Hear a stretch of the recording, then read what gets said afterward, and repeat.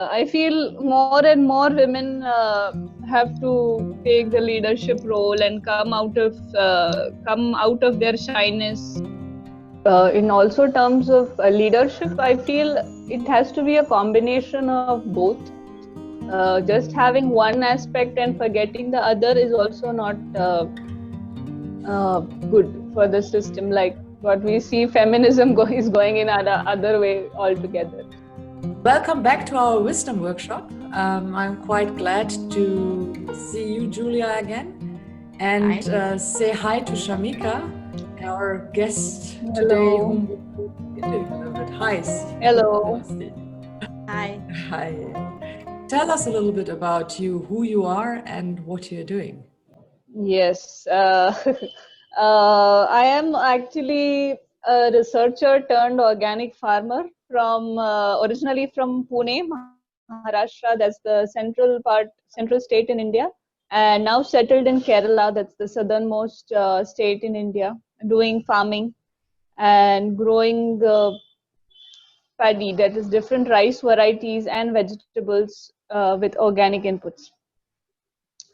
And along with that, and farming on ground locally, I also have a small organic business firm called Naisargik Organic, where we try to support farmers from Rajasthan, Karnataka, Tamil Nadu, and 2-3 other states there. And so that is the little very next to my farm is this. And after that, in the like Kerala state-wise, we have a Kerala Organic Farmers Association, which is a Kerala chapter of OFI, that is the National Organic Farmers Association, and which is also a member of International Organic Farmers Network called INOFO, that is Intercontinental Network of Organic Farmers Organization. So basically, trying to fill in the gaps in the organic movement and raising organic farmers' voice at local, national, international. Well, we can also mention that you are the president of the INOFO. So yeah, if we go by the positions, yes, in OFI I am the treasurer and the managing committee member, and in INOFO the elected president since last 3 years. Yeah. Can you maybe just say why you chose that path of this organic line? It's actually interesting destiny that has brought me here. But just to give a gist here is that one is I did my master's in biodiversity, and in one of those that we had for our master's was on agrobiodiversity. Was interesting, and actually the subject it dealt was not only focused on one certain topic, but multidisciplinary and taking into consideration holistic view of looking at a farm and food and touching upon all aspects like economical, social, ecological, and others. So it was a very interesting topic which brought me there to actually find out the biodiversity in organic farms and how they would affect and build the economy of organic farmers. So that was where I started for as my PhD. That was like an opening gate actually from my family as well as to go through this direction. And but eventually when I went there and I saw the actual the crisis and distress on ground with the farmers in Vidarbha, that is the eastern part of Maharashtra, then I realized that there is no point in having these degrees and academic goals. But whatever I have knowledge, if I could help farmers in building their farm and economy and livelihood in any possible way, was one aspect. Second aspect was also that my mother had suffered through cancer through many years. So I had also seen the health impacts and was reading on those sides as well, on alternatives. So both came together eventually. And yeah, the most promising one is that I like to go in fields which are non-competitive. So basically I landed up there, it looks like.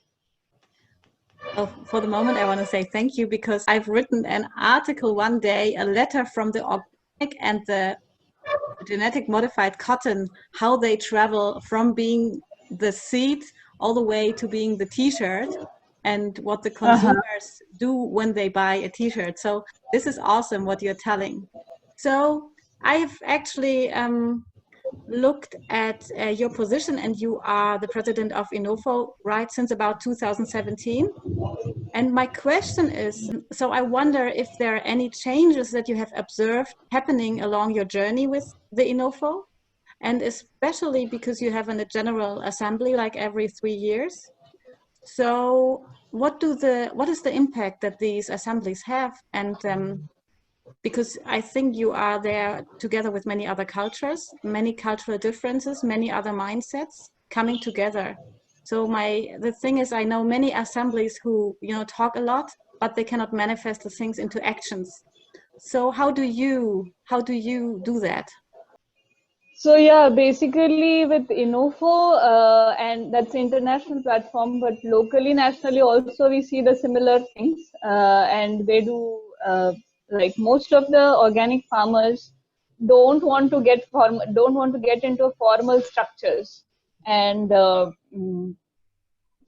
routine set of books and record keeping and all sorts of things that need for a certain organization to have its own structure. Generally farmers don't want to get organized in that sense, because I can totally understand, because when you are on the farm, actually it's very difficult to maintain the balance between the farm and the points that you want to take across at policy level or whatever. It's like just to give an example which we use routinely, is that if an organic farmer is farming on a farm, and if a buffalo comes and invades your farm, so you just keep whatever is in your hand aside and go and try to shoo away the buffalo away. So it's basically like that.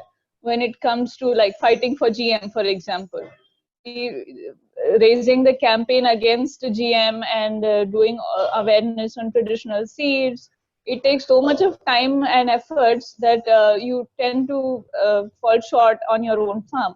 So that logic of farmers to not get organized, I can totally understand. But on the other side, when we see the extent that one needs the support and strengthening of organic farmers that is required on the international platform, it is necessary for us to get organized anyways. So in Inofo, we have been now in a shift from 2017 and before, from an informal structure to a formalized structure which would get registered and which would have its own books and general assemblies. So general assemblies have been there since 2011 actually, but it's only now that we are having a bottom-up approach that we really wanted it to happen. And the contributions from the local OFOs, that is the local organic farmers organizations. It's most, till earlier it has been that some who are, what do you say, who have access or who are lucky actually, that you are there in that point of time, and so you make your inputs or comments in a policy or whatever it is. But not necessarily all communities and farmers get the chance to express themselves, even though they may know the national and the international scenarios locally, but cannot contribute many times. So yeah, so up till now we have not been able to achieve what all we need to achieve, but we are raising organic farmers' voices with whatever abilities we have at present. But what we would love to have in future is to have as a common voice of all farmers, not only the privileged, sorry, the word is privileged, not only the privileged organic farmers who have the access, but those also the other set of our organic friends who have no privilege, no access to land. They are tribal farmers in different pocketed areas, no access to anything that we actually talk about. So bringing all their voices from that level to the highest of the, let's say, big landowners or bigger organic farmers, all of them, we want to unite and have a common voice to basically show the world how organic is a sustainable food production system, and that's the way forward for us to even if we want to exist in this globe in the future generations, as the temperature is increasing. If we don't do anything at this level, I fear what's going to happen. So basically, yeah, we try our bit. Let's see where we go. You talked wonderfully about your vision and about regeneration and sustainability. And for me, sometimes I have the feeling that it is not enough if we look at the future generations to come, as you also said, and the future planet we are going to live on. So we need something which is beyond sustainability, and you are sort of thinking beyond. So I would like to explore that more. Beyond sustainability. Yes. Beyond sustainability is, see, there are different layers that one has to peel off. So I feel one is the materialistic layer that we have, and that with that comes this that we are talking about right now. So removing chemicals and bringing organic inputs, local inputs, but it's also connected very much with the energies that we put in while doing the farming, and so those layers are yet to be explored. There are some people who are making initiatives, but they're very minuscule efforts in some pockets, but it's not yet it's called different in different regions. Like some regions is called biodynamic, some people still call it traditional farming, where they also explore the energies that go into the system, not only the materials that go into the food system. So I think when we say beyond sustainability, I would also think about more than the materialistic peels, but the deeper peels of whatever, onion or Isn't there also a link? You mentioned very often the term biodiversity, and in connection to climate change. Why would biodiversity have an impact on climate change? Oh, okay. One is the normal conventional farming promotes monocrop. So when there's monocrop, you tend to have high risk. Like if there's any pest attack or any attack or droughts or floods or any sort of natural calamity that hits you, the farmer tends to lose everything and has nothing to rely on. But when it comes to biodiversity, even if one crop is affected with its flowering stage or fruiting stage or whatever stage it gets affected, there are other crops which are at the different levels. And so the nutritional security of the farmer as well as his his or her neighboring surrounding community is still maintained when it comes to the local production and local consumption. Yeah, so in organic, basically, I would like to give examples that would make it more clear. One is the like paddy. If I give the example, I'm a rice farmer, so that example comes to me very quickly. When we grow rice organically, we maintain the level of water in the field. So it's not stagnated water, but there is a flow of water in the paddy field. Okay, and then that flow is very important. But when they do it to chemical farming, they want the water to be stagnated. And with stagnation, they also put fertilizers and pesticides, which in its own production of fertilizers and pesticides, there's enormous amount of these emissions which are there, and which raises the temperature with the greenhouse gases. So one is in the production as well as other is in the cultivation practice that has its own impact.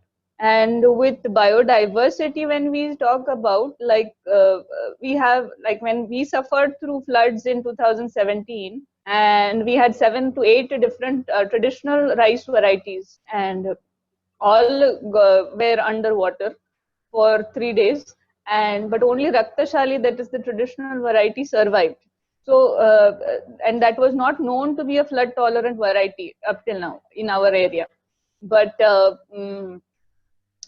are many other traditional varieties which are drought tolerant, pest resistant, and flood tolerant. There's one variety in Bengal, West Bengal, where actually a farmer has to, it's a flood, like it's underwater, it's called a submergent variety. And the farmer has to go through a boat to harvest the grains of that rice variety. So it's very interesting. All traditional varieties have an inbuilt ability to adapt to the local changes.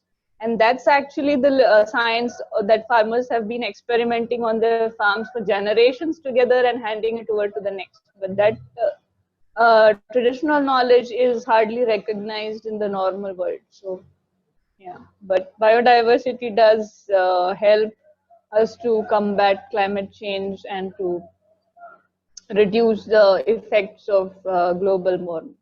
Recently, when I was preparing for the presentation in Poland for the COP24 that happened last year, no, not last year, 2018, where I presented as an OFO, there was an interesting study from Taiwan where they did a temperature calculation next to the organic paddy fields. And they saw that the temperatures, when the rice is grown organically, the temperatures were like 2 to 3 degrees lesser than the normal farming. And that was a study in Taiwan only. But if there was inputs and research happening in all these areas, we would definitely have enormous data to prove. But yeah, that's not there. It's impressive, but I think that's something which the research has to look at, and also I have no idea how much people look into it. You must be having a better insight in that. You have shown very nicely the connection to biodiversity and the climate. That was quite helpful to understand, I think, even to the listeners to understand the connection to each other, but how much organic farming is needed. And do you see any context in difference in leadership when you see yourself in your position where you are, how women have an impact on such implementing such topics on the right levels? And is there a difference between women and men? Do you think there is a difference? And if yes, what kind of differences are there? Also in context of leadership. What we see is mainly in farming, actually, most of the jobs that require patience are mostly done by women. And that has always been the case, like seed keeping, weeding, it needs enormous patience. Men cannot do that. And so such patience required jobs are under the canopy of women. And the others which require physical use of muscles, like digging and plowing, and are generally done by men. But it's not that that generally happens, but the other way also is possible in case of not having the available skill set of people. Like if skilled women are not available in certain area, men have to do it. But and from there, actually, men are always the decision making people in the community. So in most of the communities where we work with, and with that, actually, when it comes to decision making, it comes the choice of organic or conventional, where to sell the produce and things like that. So what we have seen in the local communities is that when the decision making is in the hands of women, it actually helps to maintain and to build and to boost the strength of the system towards eco-friendly and organic and natural food systems. That is what we have observed in the women collectives in the South. Yeah, but in also terms of leadership, I feel it has to be a combination of both. but there has to be an understanding between the both. Just having one aspect and forgetting the other is also not good for the system. Like what we see, feminism is going in other way altogether. So You are speaking from our hearts. Thank you. So much. So what would be the ideal combination, do you think, for leadership for men and women, whoever is a leader, if it's a man or a woman, what would be the ideal leader for today in order to, what we spoke in the beginning, to achieve that we have a world which we can hand over to future generations? What kind of qualities do you think this world needs, and especially for leaders, that this can be implemented? It can be seen that sustainable food system, organics, what you said, which is scientifically proven right now, that this will be more heard and implemented. I feel more and more women have to take the leadership role and come out of their shyness or fears of the community, society. And like I can speak about the leaders in organic sector, which I feel like in OFI also, our national organization, we are still struggling with only a few handful of women leaders who are on the managing committee or a position. But in most of the cases, it's not there. But in our policy, like for example in OFI, we do mention that there has to be a certain push for having women farmers. So it's like a reserved seat, for example, now to promote and bring women in positions and power. But that is slowly changing. And yeah, but if you ask my personal opinion, I feel even we are trying our best with the reservations and what we can do. But it is also both ways for the women and the men to understand the skill sets of both. And like both actually have their own skill sets. It's just to identify and respect that skill set, saying, okay, you have this, I have this, and let's do this, or whatever it is. I missed one story which was interesting, I feel. Actually, I was discussing with Elias, my partner and husband, yesterday. Maybe Purvi knows it actually, and maybe you also know. It's a very common story that we read, we get to know from childhood actually, about Ekalavya. Ekalavya was a tribal boy from a village, and Dronacharya was the guru of, or the teacher of, the Pandavas. The Pandavas are the king sons, so they were taught what do you call now, Dhanur Vidya. How do you translate it into English? Dhanur Vidya, bow and arrow. Vidya means knowledge, and Dharu, I don't know, but it's in the context also of the Mahabharata and Bhagavad Gita, what you are telling. Yes, yes. And so he is teaching bow and arrow to these Pandavas. And this tribal boy also is interested into learning the bow and arrow. That is the Dhanur Vidya.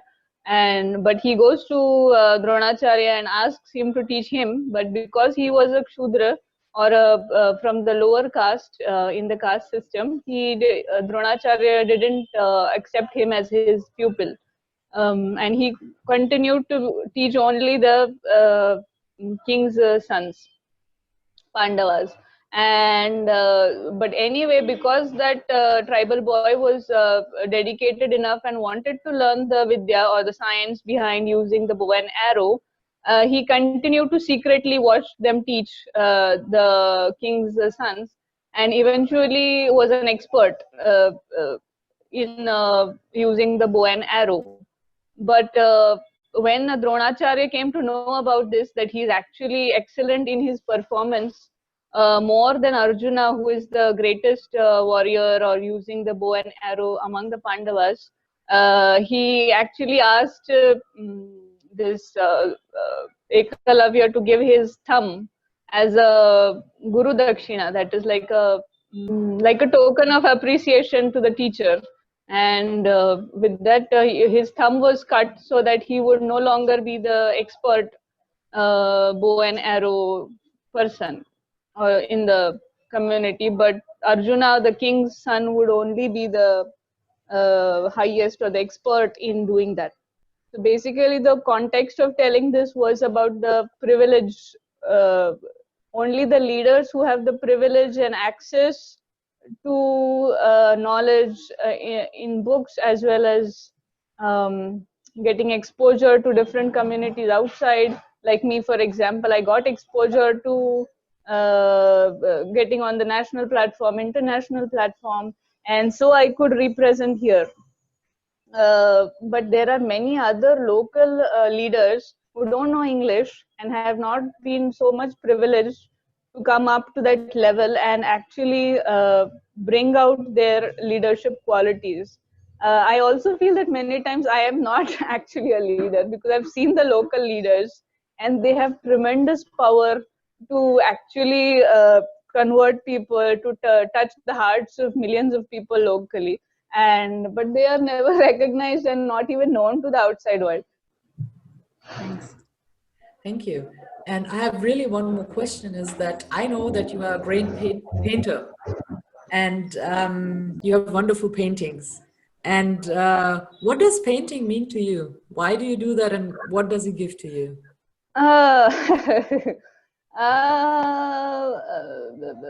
Actually, art for me has always been the way of expression since the beginning. And earlier, actually, I never used to speak much, but only paint. And gradually over the years, I inculcated the habit with confidence, to build the confidence and to speak up what I wanted to say. But initially, it started with expression of what was going in my mind and my brain. And yeah, so that is what art means to me and why it started. But it's also power of creativity, actually. And I have realized that some years back, like I stopped doing the art and drawings because I started doing farming. And I could not understand the correlation for a certain time, and I was getting frustrated for some time that why am I not able to paint actually and get the art out. But later on, I also met one anthroposophic teacher, art therapist. She told me that farming itself is so creative that maybe your instinct to create your art is getting already expressed in through farming. And that was a good realization for me, and that's so true. While doing farming, there's so much of creative things that you would want to do every now and then, and it's very nice. Wow. So now I have a balance of both, actually. Is there any message which you have for young people, young generations out there, how to create a beautiful future? Let's see. Yeah, definitely a message is there. And in fact, many people are with the COVID coming, and people at an instant or immediately had a realization, like feelings at different levels. Many people are coming back to the land and trying to explore what they wanted to always, and not stick to the 9-to-5 job to earn their living. So that all is happening, but I still feel it's very small compared to the massive amount of people are behind this rat race of earning money and house and flat and cars and bigger cars and whatever it is. It's the race. So I would like to tell all the youngsters who want to follow their heart to just follow their heart with whatever they want to do in life. And yeah, basically not get shut down or suppressed because of n number of things that are there. Like in India, we have racial things, caste system or state status, financial richness or poverty, or all these factors do tend to succumb many women, especially in our communities. But men are generally okay coming up with their own ideas. So yeah, basically I would give them more strength and power to first convert and have a change in their own families, and then step up and say whatever they want to say to change and restore the world. Yes. Thank you for giving us your time and Yes. sharing your thoughts on the future of this planet, about which we are all concerned, frankly speaking. Yes. And see how we can continue. But thank you so much, Shamika. Thank you so much. Thank you. See you, Thank you. Shamika. And